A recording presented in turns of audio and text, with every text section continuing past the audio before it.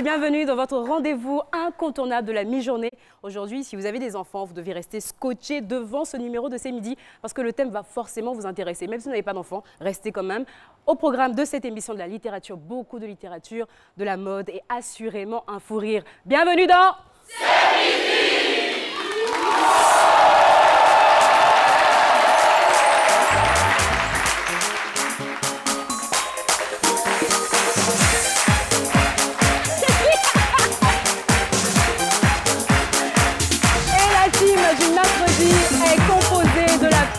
Le soleil de cette saison de C'est Midi, Cassandra, c'est à moi. Merci beaucoup. À côté de Cassandra, c'est la seule go qui est swag avec un plâtre. Parce que Marie-Paul Adjé, déjà. Merci beaucoup. Alors, je ne sais pas, vous avez dû le voir, Marie-Paul Adjé a fait une mauvaise chute, malheureusement, oui. Vraiment. On a compatis, tu vois. Merci mais beaucoup. On a vu la demoiselle avec son plâtre, mais toujours swag. On s'est dit, mais comment on peut avoir mal aux pieds et peut être swag? Mais pourquoi? Non, mais attends, c'est un travail, il faut respecter les gens qui ont vécu. Respectez le travail des gens. Bonjour à tous. Aïe. Pourquoi vous êtes calme comme ça? Et dans cette émission, vous avez bien évidemment... Bon, je vais le garder pour la fin, parce que quand nous, l'équipe de Foufou, on finit de se présenter, on garde quelqu'un qui va nous soigner, enfin voilà. Et dans cette émission, vous avez bien évidemment Paulus Agathon pour vos réactions.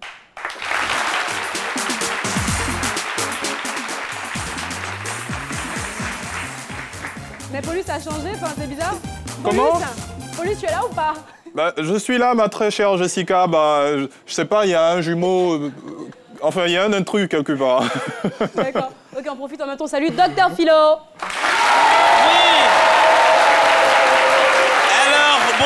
Bonjour à tous ces téléspectateurs. Bonjour Jessica Bamba. Je suis en cabine ici avec Paulus Agathon. Paulus Agathon. Et voir un peu comment la technologie a évolué sur la RTI. Et la question qui revient sur les lèvres est comment peut-on rester à la maison et contribuer à la bonne marche de l'émission? À vous, Jessica Bamba. Évidemment, en zappant tout simplement sur RT1. C'est simple comme simplice. Et nous avons le doyen. Bienvenue, Neba, notre patinage. La sagesse de cette émission. Comment? Crème à nous. Franchement, notre crème. Heureusement qu'il est là. T'as vu comment on est déséquilibré? Oui, Jessica, est-ce que vous me permettez de faire un gros bisou à Madame Da Silva? Ah oui, c'est vrai. Caroline Da Silva, hein, elle n'est pas très en forme, voilà. Mais on bon. t'aime, maman. On t'aime comme ça, tu nous manques, reviens vite. Madame Da Silva, c'est pas pareil. Qu'est-ce que je vous disais? Pas très équilibré ces enfants, hein, en tout cas. Alors, dans cette émission, on va recevoir une dame, parce qu'aujourd'hui, nous célébrons la Journée internationale des migrants. Et pour en parler, Madame Bio Carmel, fondatrice du PANAF, Centre culinaire panafricain, que je demande d'accueillir, bien sûr.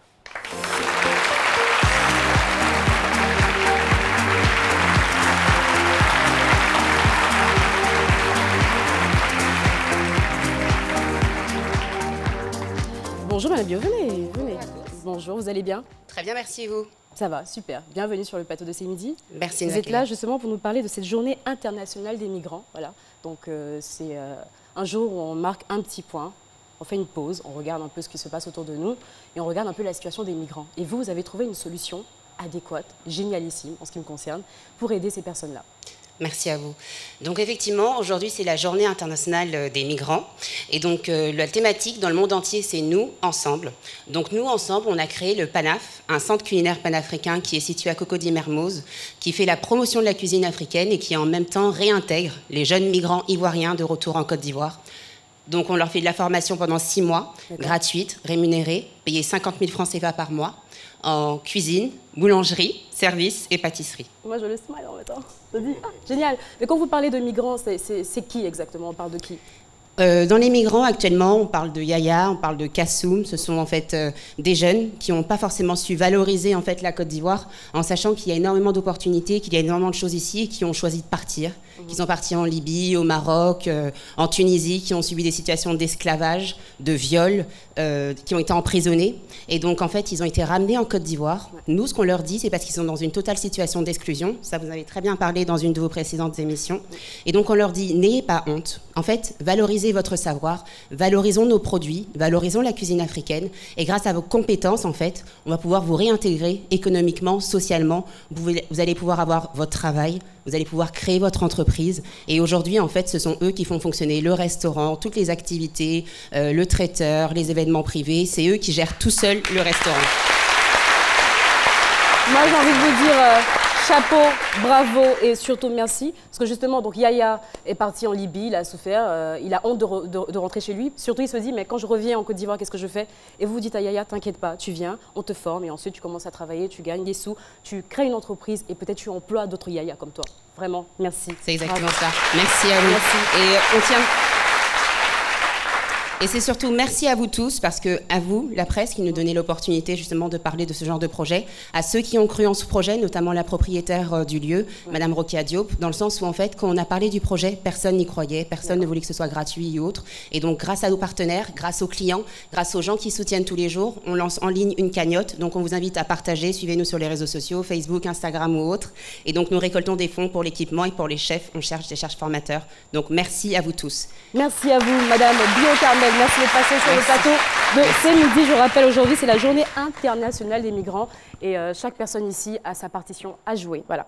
Dans cette émission, nous avons un thème et le thème retenu aujourd'hui, c'est « Éduquer à travers mes livres » a toujours été ma passion. On reçoit bien évidemment un monsieur qui est passionné de littérature, il est journaliste. On découvre son portrait tout de suite. Aujourd'hui, C'est Midi reçoit un éducateur, un ambassadeur pour la paix. Serge Gras travaille depuis une dizaine d'années dans l'univers de l'édition. Écrivain, il est l'auteur de 7 ouvrages.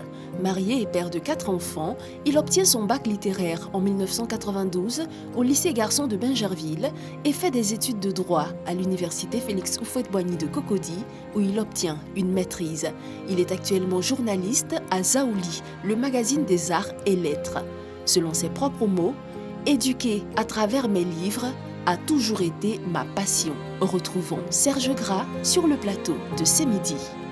Monsieur Serge Gras, journaliste passionné de littérature. Bonjour Monsieur Gras. Bonjour. Bienvenue sur le plateau de C'est Midi. Voilà, très bien. Donc avec vous, on va parler d'une thématique, la littérature. Transmettre le virus de cette passion littéraire. À côté de vous, vous avez une élève. Vous prêchez déjà en zone, voilà, c'est pas la peine. Elle est fan de littérature, elle est justement là pour ça. Éduquer à travers mes livres a toujours été ma passion. Docteur Philo, qu'est-ce que vous en pensez? Alors ça. Le thème du jour, selon Docteur Philo. Merci. Merci beaucoup. Qu'est-ce que vous voulez, Jessica, que je pense de ce thème? Si ce n'est dire que c'est une passion régalienne. C'est littérature, on parle français aujourd'hui. Absolument. Donc, apprêtez-vous. Oui, voilà. Je suis prête. C'est une passion régalienne, une passion, bien entendu, dépourvue de toute pudeur, monsieur. Donc, je vous dis que votre passion... Non, mais c'est ça. Aujourd'hui, l'éducation a foutu le camp. Nous, à notre école, c'est le livre. Quand vous voyez... Non. Aujourd'hui, qu'est-ce qu'on donne? Aujourd'hui, qu'est-ce qu'on constate? Des élèves qui vont même à vacances avant les vacances. Mais encore il n'y a aucune éducation, il n'y a aucune éducation aujourd'hui. Nous, on a lu les livres, les 5 fils. Même, il n'y a aucune éducation, c'est un peu fort. À notre époque, non, c'est déplorable, mais c'est la vérité. Aujourd'hui, on éduque ces tablettes, 2 ans tablette. Hein? Maman à la maison, la fille est sur tablette. Maman est sur snap. C'est pas faux. C'est pas faux du tout. Papa est dans son coin, jeu vidéo. Vous voulez avoir quelle progéniture? Ça, c'est un avenir de et on n'aura rien. Nous, on a vécu. Moi, je loue votre truc. C'est ça. Nous, on a lu les 5 fils de Sankerbou, Tinouva à l'école. C'était à notre époque. Regardez ce que je sais faire. On a fait tout ça là. Aujourd'hui, c'est quoi? Vous demandez aujourd'hui, la jeune génération, vous demandez aujourd'hui tout de suite quel est le dernier livre que vous avez lu. Il n'y en a pas. Mais il faut leur dire que votre dernière publication, il y a combien de likes? J'ai eu 2000 likes. J'ai eu 2000 likes. J'ai aimé. J'ai aimé.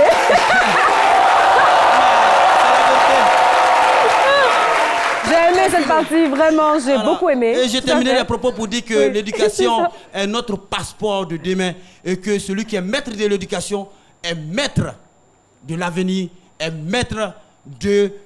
comment on appelle ça? Je vous en prie. Voilà, merci. Alors, donnez-nous le titre du dernier livre offert à votre enfant. Alors moi, déjà ici, je vais demander, Cassandra, quel est le dernier livre que vous avez lu Ou peut-être avec un enfant, peut-être. C'était la belle Tila. Ah, qui se souvient de la belle Tila ici? Ah non, ils connaissent pas. Ah non, New Generation. Oh mon Dieu, alors là, je prends une... Alors on va partir directement avec notre cher Paterne Assemian. Donnez-nous le titre du dernier livre offert à votre enfant. Voici vos réponses. Chris Paterne Assemian, c'est votre opinion. C'est un plaisir de vous retrouver. Abidjan vit au rythme des préparatifs des fêtes de fin d'année. Noël, avec sa tradition d'offrir des cadeaux, se prépare activement. Et cette tradition populaire veut que l'on offre des cadeaux aux enfants. Et les livres occupent très certainement une place de choix. Donnez-nous le titre du dernier livre offert à votre enfant. C'est même recommandé, mais c'est parce que les enfants, effectivement, quand vous leur offrez des livres, ils ne sont pas bien contents. Sinon, si nous, les parents, on veut trouver ce qui est bien, il est bon d'offrir des livres aux enfants parce qu'actuellement le niveau des enfants c'est tellement bas qu'offrir un livre à un enfant, pour un père, c'est le meilleur cadeau, mais ça peut ne pas être véritablement ce que l'enfant souhaite. Ça, il y a longtemps, je ne peux pas me rappeler. C'est très important de donner les livres, ça cultive l'enfant, ça rend l'enfant mieux et ça fait que l'enfant est très, très, très cultivé aussi. Je n'ai pas trop orienté mes jeux vers les livres. Mais ces 2 dernières années, on en a offert aux 2. Mais c'est des livres à caractère religieux. Des livres, pas vraiment. Peut-être à la rigueur, le tablette là, instructif là, éducatif, à la rigueur ça. Parce que les livres proprement dit là, non, là c'est rare. Bon, je n'y ai jamais pensé, puisque je me dis qu'il fait près de 9 mois.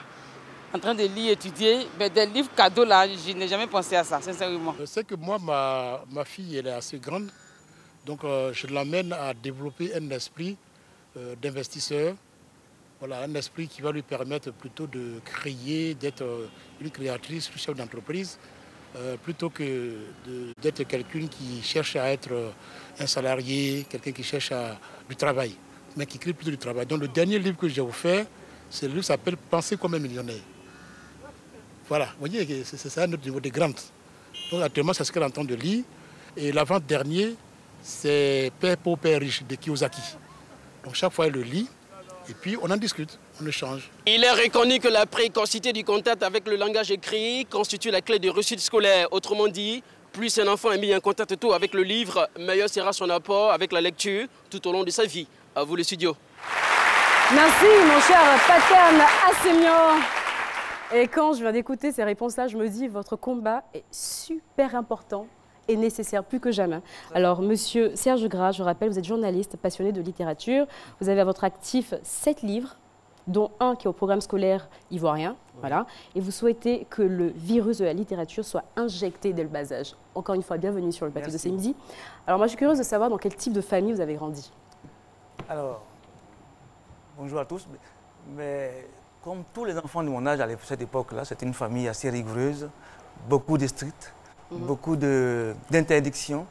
Il n'y avait pas cette facilité qu'ont les jeunes d'aujourd'hui à faire ce qu'ils veulent. Tout à l'heure, Philo parlait des jeunes gens qui se donnent des vacances avant l'heure. Nous, on n'avait pas cette possibilité à cette époque. Et nous suivions les instructions. On nous transmettait des valeurs qu'on essayait de mettre justement en marche, justement. Quand vous me dites éducation stricte, je vous crois, parce que vous avez grandi dans une famille où le père était instituteur. Instituteur. Et à l'époque, on savait bien que tout le monde disait « Ah, sûr. si ton père est instituteur, c'est que là, c'est bien chaud. » D'accord. Mais justement, un instituteur, c'était la chicotte. La chicotte. D'accord. Et surtout la chicotte, pour que tout rentre et tout soit fait comme on le demande. D'accord. Voilà. Et vos hobbies quand vous étiez plus jeune? C'était la lecture. Vous savez, à mon époque, il y avait des bandes dessinées, malheureusement que les jeunes ne jouent non plus.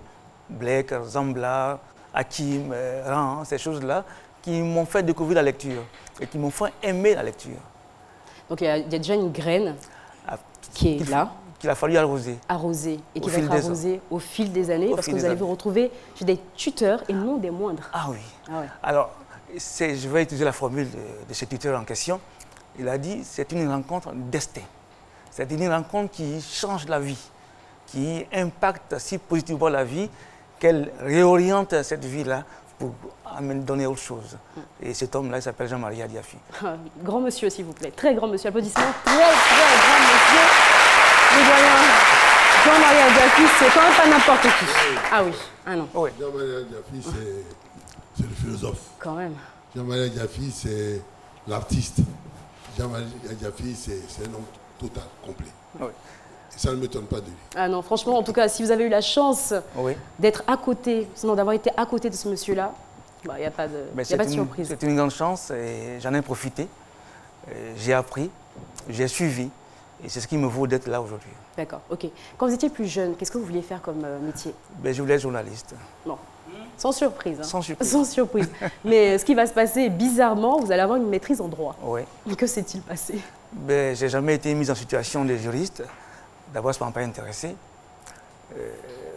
L'environnement dans lequel j'ai grandi, c'était un environnement de livres. D'accord. Et donc, j'étais plutôt intéressé par le livre. D'accord. Et puis, j'ai eu cette chance, justement, de rencontrer Adjafi et ensuite de me retrouver dans une maison d'édition. Ah oui. Voilà. Où j'ai vu que les livres que je manipulais, que je lisais, comment ces livres-là, justement, étaient faits, depuis le manuscrit jusqu'à la librairie. Et j'ai compris tout de suite que c'était quelque chose de passionnant et que ça pourrait, justement, me plaire comme métier. Et depuis lors, je suis éditeur et je fabrique des ouvrages, je lis des ouvrages, je fais aimer des livres aux autres. En tout cas, on sent la passion sur votre visage, ça c'est sûr et certain. Alors donc, vous allez vous retrouver dans cette maison d'édition, donc voir toute la chaîne de travail qu'il y a dans une création, en tout cas d'une œuvre littéraire. Et à ce moment-là, on se dit, waouh, il y a du boulot. Il y a du boulot. Il y a énormément de personnes qui travaillent. Oui, oui. Et très souvent, les lecteurs, en tout cas, ne s'imaginent pas tout le travail qu'il y a derrière un livre. Depuis le manuscrit, depuis la rédaction du texte, jusqu'au livre physique. C'est tout un travail et ça prend énormément de temps. Je ne vous dis pas, quoi. Ne me dites pas. Franchement, quand on voit la pile que c'est, en règle générale, on se dit, oui, il y a du boulot derrière. Voilà. Et vous allez porter votre choix sur un type de livre particulier. Oui, parce que le thème, c'est bien éduquer à travers les livres. Vous savez, éduquer, c'est transmettre des valeurs. Exactement. Des valeurs de tolérance, de partage, de solidarité, des valeurs d'amour, des valeurs d'acceptation de l'autre aussi. Et ces valeurs-là, à travers les livres, permettent de construire l'enfant qui les lit. Vous savez, j'ai écouté le micro-trottoir tout à l'heure, les tablettes, Walt, nous sommes à l'ère de la technologie. Mais le livre, vous le savez comme moi, madame, le livre construit par ses bienfaits. Le vocabulaire, la rédaction, l'analyse, je veux dire, la capacité de rétention, tout cela, c'est le livre. Ce n'est pas les tablettes. Et selon vous, c'est vrai qu'on est à l'ère du numérique et qu'on a l'impression que les gens lisent de moins en moins. Bon, d'ailleurs, quand on regarde les réponses du micro-trottoir, on le sait très bien. Mais qu'est-ce qui pousse ces jeunes-là à ne plus lire? En tout cas, qu'est-ce qui pousse la nouvelle génération à ne plus trop se tourner vers les livres? Oui, moi je pense que c'est la faute à nous les parents d'abord. Ah oui, ce sont les parents. Parce que c'est vrai que nous sommes dans une ère de technologie, mais les parents sont responsables de ce qui se passe. Parce que si dans une maison, l'enfant grandit dans un environnement où le livre est absent, s'il n'a jamais vu le papa ou la maman ou le frère aîné lire, il ne lira jamais de toute façon. Si on ne lui a jamais offert des livres, si il n'a jamais vu une librairie, s'il n'a jamais été dans un espace où on parle des livres, croyez-moi, il ne lira pas. Mais les jeunes vont vous dire, mais quand même, on est à l'ère du numérique, pourquoi est-ce qu'on n'a pas des versions numériques? Parce qu'il y en a de plus en plus. Mais la plupart du temps, quand je parle aux écrivains, ils me disent, mais non, c'est pas la même chose, sur une tablette, on ne peut pas toucher la matière. Non, mais ce n'est pas du tout la même chose. Le livre numérique, c'est vrai, les sociétés occidentales où le numérique, où l'Internet est développé, ont cette technologie-là. Chez nous aussi, des éditeurs s'essayent justement à cette version des livres. Mais moi, et je suis sûr que dans ces pays occidentaux, il y a des gens comme moi qui sont encore dans la version traditionnelle du livre, c'est-à-dire le livre papier. Moi, j'aime toucher le livre quand je le lis. Et l'odeur, le papier et tout. Tout à fait. En tout cas, il y a une odeur particulière. Le numérique ne pourra jamais remplacer cette douceur, cette senteur, et ces frissons qu'on a quand on touche le livre. Voilà. Merci. Oui, bien sûr. C'est sûr. Et en plus, ce qui est bien avec un livre, excusez-moi, docteur Philo, ce qui est bien avec un livre, c'est la transmission. Parce que plusieurs personnes peuvent le lire. Vous pouvez. Je le donne à Cassandra, Cassandra le donne à Philo, qu'il donne à son frère et tout. Voilà. La chaleur. Voilà. On peut partager le livre. C'est vrai qu'on peut prêter son portable à qui on veut, mais le livre. On peut pas. Le livre, on le. C'est pas pareil. Mais le livre, on ne le branche pas. C'est sûr. Il n'a pas de problème de batterie. Il ne sera jamais déchargé. Jamais. Vous ne devez pas dire, bon, mais ici, il n'y a pas de réseau. Partout où vous le transportez, vous avez la possibilité de le lire, de le consulter. Oui. Cassandra? Est-ce que ça vous arrive de lire un livre? Oui.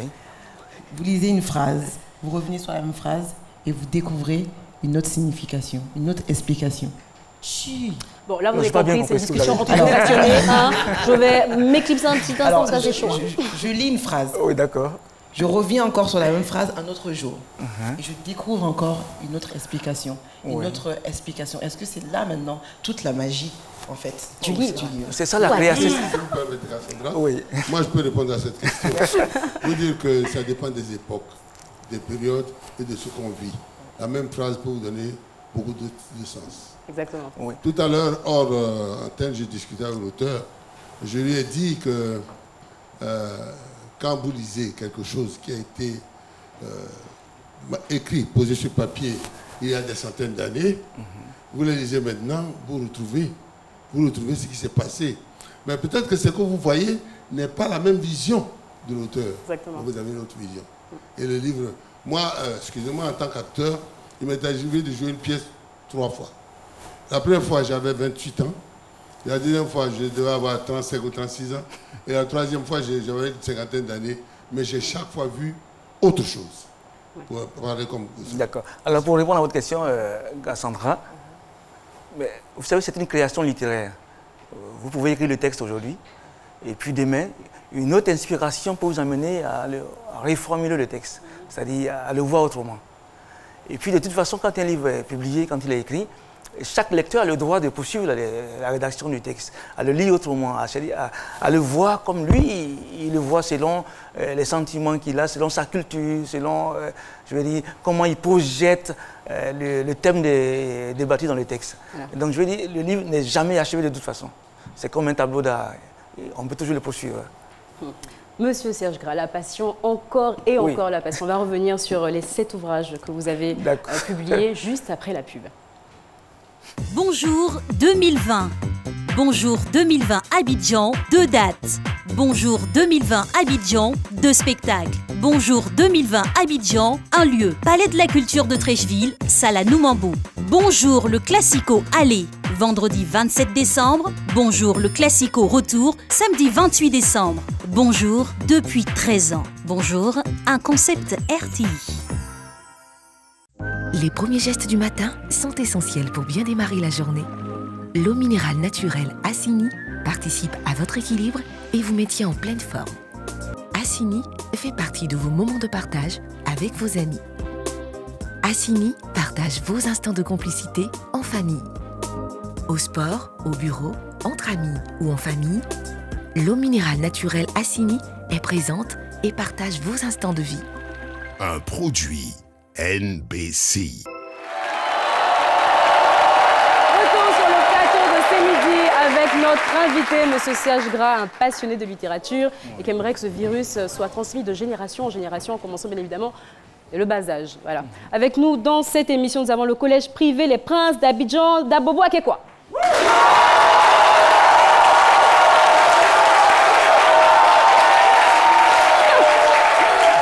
Ah, franchement, on vous a senti. Hein. Vraiment, vous êtes venus à ces midis. Le groupe scolaire Germinal.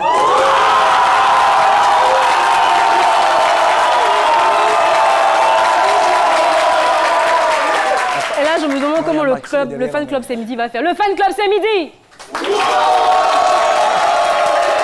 Vous êtes là quand même. Merci infiniment. Alors, on va retrouver mon cher Paulus Agaton, que je suis sûre a beaucoup de questions. Paulus.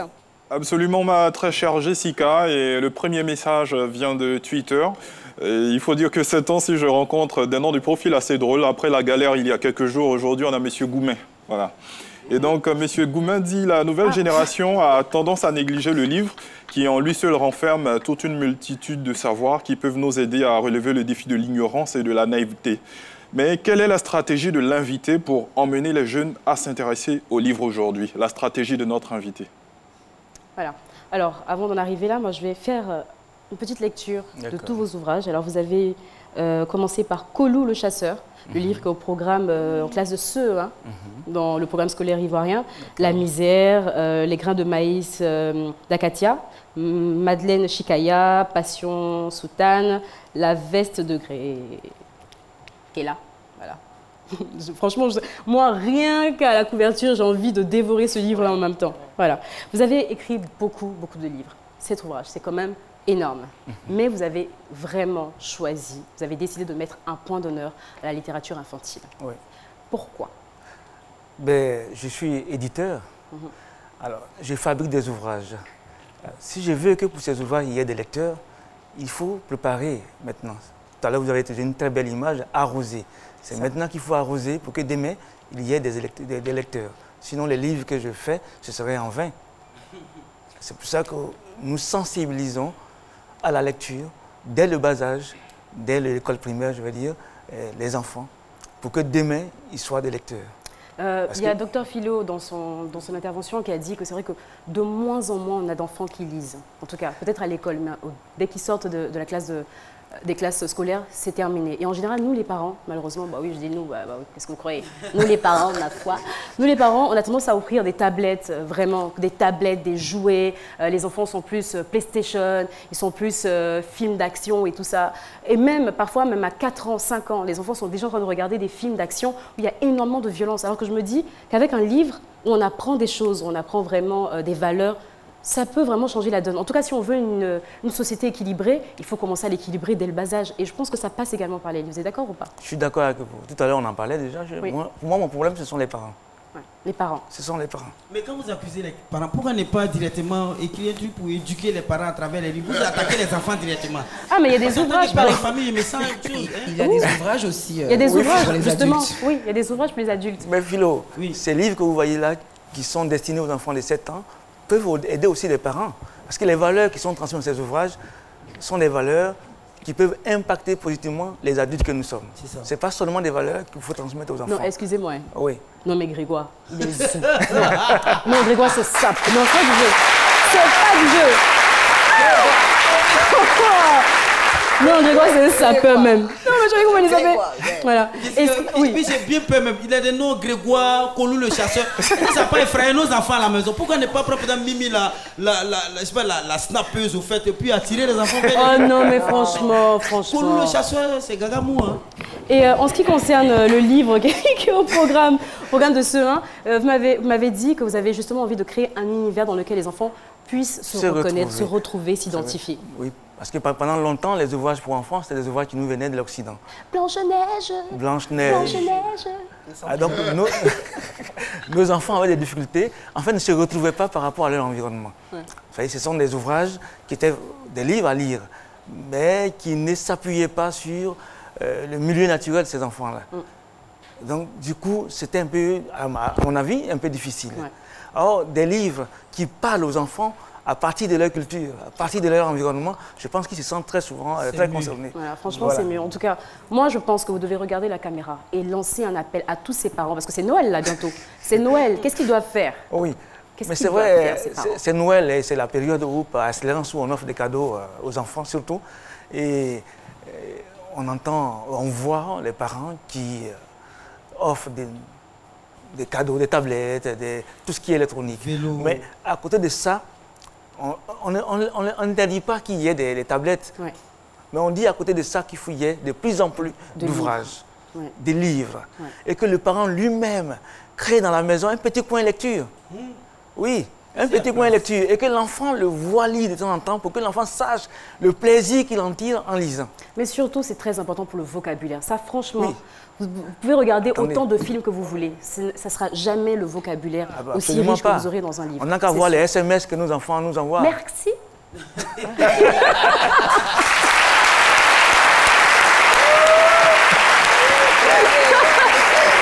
un X, je me demande d'où est-ce le X, mais effectivement, si tu avais lu et que tu avais vu un merci écrit correctement, tu aurais su comment ça s'écrit. Oui. Je me confesse aussi, Jessica, c'est pas facile des fois d'écrire...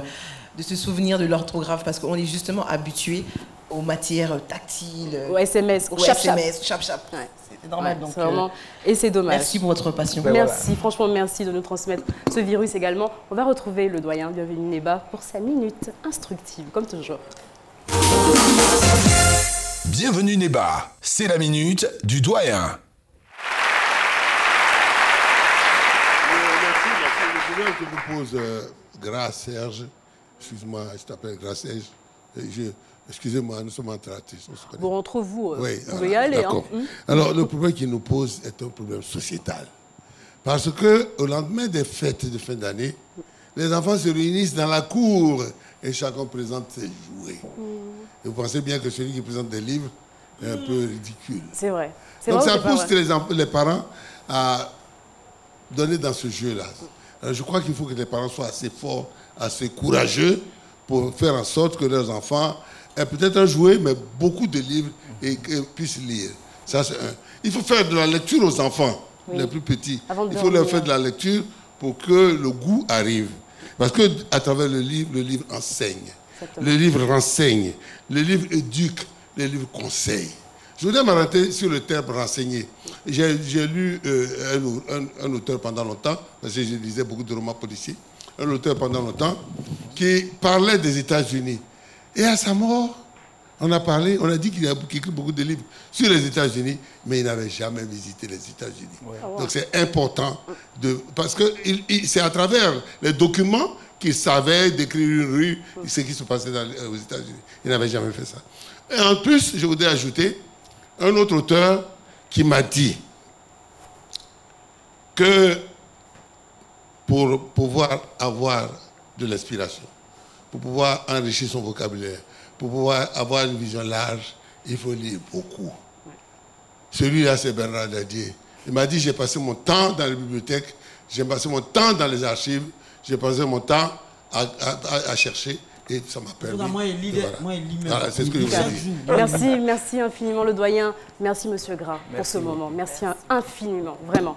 Et c'est à nous aussi, c'est notre mission de rendre la lecture plus swag, comme on va dire. C'est aussi nous. Voilà, si les influenceurs sur les réseaux sociaux, parce qu'on sait comment ça marche, si chaque jour vous publiez un nouveau livre, vous montrez que c'est le livre du moment, le livre qui est swag, je vous promets que tous les jeunes vont se mettre à la lecture. Chacun a sa part à jouer. Merci infiniment. On poursuit cette émission avec la bellissima Cassandra Asamoah. Cassandra Asamoah, c'est votre choix. Merci beaucoup. La vérité sur ce qui nous motive. Qu'est-ce qui vous motive, Jessica, dans la vie? L'argent, le succès, le rang social? La question paix intérieure. Très bonne réponse. La paix intérieure. Vraiment. Dans ce livre-là, Daniel Pink s'appuie sur 4 décennies de psychologie et d'études scientifiques. Je bug parce que je veux vraiment vous dire ce qu'il a écrit. On cherche souvent la récompense et on assume moins la punition. Ah, c'est sûr. C'est bien dit, hein? Voilà, donc je vous encourage à acheter ce livre-là qui nous montrera les étapes sur ce qui nous motive vraiment. Et on continue avec Chien pourri. Je savais que le titre est marrant. Oui, le titre est marrant. En fait, c'est pour les enfants. Chien pourri, en fait, avec son ami Chaplapla, envisage d'aller sur la Côte d'Azur. En plus, il est ambitieux. Non, mais franchement, il manque pas d'air, celui-là. Oui, voilà, il veut aller sur la Côte d'Azur, voilà, pour des vacances, se reposer. Alors, c'est une histoire assez sympa et j'ai trouvé la morale très enrichissante pour les enfants. Ouais. Voilà pour ces livres choix. Merci, Cassandra. Merci. Et là, je pense que vous avez une liste de livres à offrir à Noël. Vraiment, on va revenir ici le 26, le 27, puis on va voir qui a offert des livres. Si vous avez reçu des livres, photos, hashtag c'est midi. Comme ça, on check les parents qui ont bien entendu. Hein, voilà, on fait ça. Voilà, les parents, vous avez chaud. Elle est là, la go, qui a un plâtre, qui est la plus swag de toute la Côte d'Ivoire. Marie-Paul Adion, on la retrouve tout de suite pour sa chronique. Dosa Consulting et Move Côte d'Ivoire présentent la 6e édition du festival Abidjan by Night avec Tikenja Fakoli en concert live. Le samedi 28 décembre 2019 au Palais de la Culture à partir de 20h jusqu'au petit matin avec Ariel Chéné et Obams. Tickets disponibles dans vos points de vente habituels à 5 000 francs et 10 000 francs CFA. Réservation salon VIP au 52 61 44 44. Move. No limit.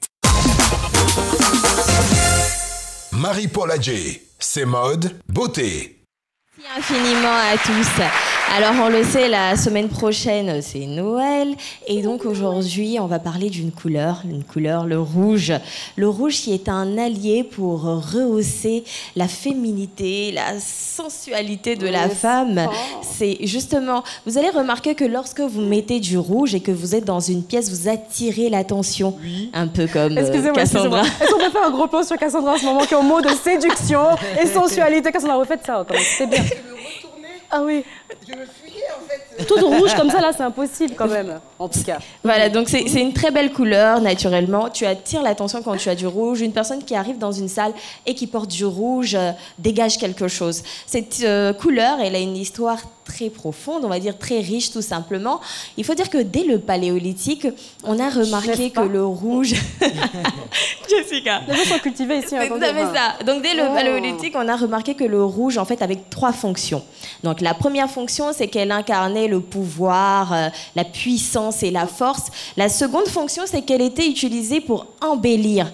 Donc tout ce qui était produit de beauté était rouge à l'époque. Et ça, c'est vers le néolithique. Et oui. La troisième fonction, c'est... Respectez les gens qui ont vécu, s'il vous plaît. Et la troisième fonction, c'était justement qu'elle servait à éloigner le mal. Vers le 20e siècle, 20e siècle, on a remarqué que Marilyn Monroe avait porté un jour une tenue rouge. Et là, donc, cette couleur qui était très masculine à l'époque est devenue très féminine. Donc, elle dégage sensualité, amour. Donc, n'hésitez pas à mettre du rouge pour ces fêtes. On va aller pour une information. Papa Patéo, qu'on connaît tous, qui n'est plus à présenter, a décidé de faire un don de pas un vêtement de sa collection, 250 vêtements de sa collection. Justement, et ce don va se faire... Ah, bravo. Il mérite, franchement. Et ce don va se faire justement aujourd'hui à 15h. Il ira à l'UNESCO et justement, ils vont repartager ces vêtements-là pour que les gens puissent se vêtir pendant ces fêtes. Merci infiniment pour ce que tu fais. On terminera avec le festival Nappy Day qui se tiendra le samedi 21 décembre 2019. Espace acoustique au programme séance, coiffure, maquillage et j'en passe. Il faut y aller vêtu d'une tenue traditionnelle. Pardon, Jessica, je termine rapidement avec ça fait 3 fois que vous terminez, mais c'est pas grave. Allez-y. Veuillez m'excuser. On a la magnifique série Dorcas qui, demain, le 19, justement, ouvre son spa. Ouais. Donc, félicitations encore pour ce que tu entreprends et puis bonne chance pour la suite. Merci à tous. Merci. Marie-Paul Adjé. On sera là et toutes ces informations qu'elle a pu vous donner, c'est grâce à la lecture, n'est-ce pas, le paléolithique et le néolithique. Oui, paléolithique. Je voulais souligner que... Je voulais dire qu'elle lit beaucoup. Oui, merci beaucoup, papa. Oui, sur Internet, oui. Non, mais c'est vrai en plus, Dr. Philo. C'est pas parce que tu fais la chronique mode que ça veut dire que... Oui, c'est vrai. Non, mais c'est vrai. Ouais, son 15. Et à Casa. À présent, nous allons recevoir Vicky. Elle est coiffeuse, visagiste, formatrice en coiffure esthétique. Elle vient nous parler du concours de coiffure, un challenge esthétique. Elle arrive, franchement, une entrée que personne ne peut oublier.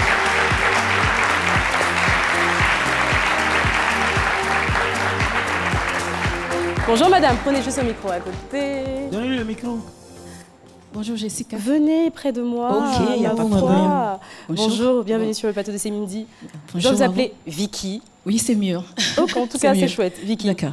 Alors, vous êtes là pour nous parler du concours de coiffure Challenge Esthétique, la finale de la 4e édition. Exactement. Le concours de Challenge Esthétique, c'est un concours qui parcourt tout le pays, toute la Côte d'Ivoire, pour prendre les meilleurs, des jeunes gens qui ont fini leur métier et qui n'ont pas les moyens de pouvoir s'installer.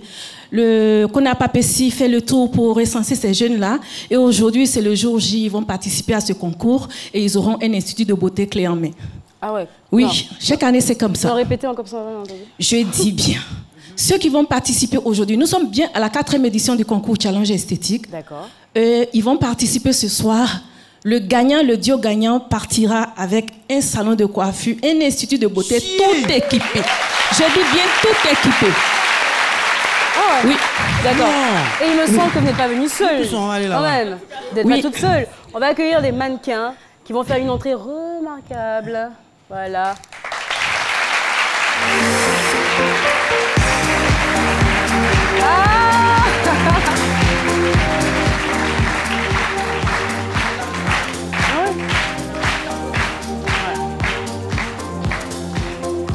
Alors, vous êtes avec des mannequins. Expliquez-nous un tout petit peu le concept. Nous sommes avec les mannequins, mais les candidats même sont dans la salle.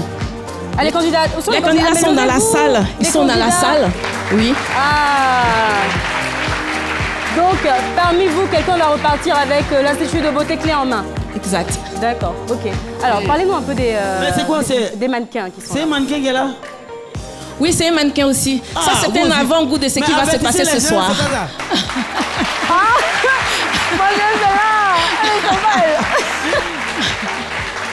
Waouh. D'accord, ok. Donc, franchement, on aura... C'est vraiment pour dire que ce qui va se passer là-bas est... Docteur Philo, dès qu'il y a des jeunes femmes sur le plateau, dès qu'on reçoit des invités qui sont de belles jeunes femmes, il ne peut pas tenir en place. Docteur Philo, retenez-vous. Retenez-vous, ça va aller? Ça va aller, voilà. Donc, justement, pour nous dire que tout ce qui va se passer là-bas, ça va être hyper artistique. Artistique. Et c'est sur le podium que les jeunes gens vont compétir. Il y aura un jury et on va apprécier ensemble.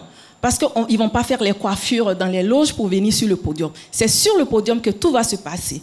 Coiffure de jour, maquillage de jour, coiffure de soirée, maquillage de soirée. Et il y aura un défilé de maquillage artistique avec des coiffures. Vraiment, ça, c'est un avant-goût. Voilà, c'est ça.